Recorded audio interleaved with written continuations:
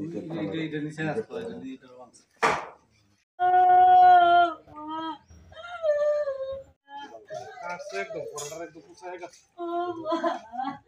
থেকে 3-4 দিন আগে এখানে সঞ্জয় দেবনাথের বাড়িতে একটা চুরি হয়েছে।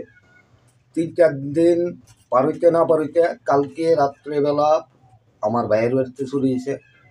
ভাইয়ের বাড়ির থেকে চাল মুরগ আরও অনেক কিছু ঘর থেকে চোরের দল হয়ে গেছে।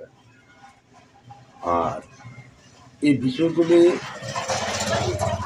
আমার মনে হয় এলাকার কিছু দুষ্ট চক্র এটির লোক জড়িত আছে। প্রশাসন যদি মনে করে একটু সঠিক তদন্ত নেয়, এই দুষ্ট চক্ররা দইরা এলাকার শান্তির পরিবেশ ফিরে আনতে হবে। কোন জায়গায় আছে ঘটনাটা? এটা হলো গোকুলনগর দীনদয়াল পঞ্চায়েত। গোকুলনগর গ্রামে দীনদয়াল পঞ্চায়েত। দীনদয়াল পঞ্চায়েত। যে বাড়িতে চুরি হয়েছে মালিকের নাম কি? বিপুল চৌধুরী। আরে মাসকাবাড়ি বাজারে না রাখছে না, সব লেগে গেছে গার ভিতরে।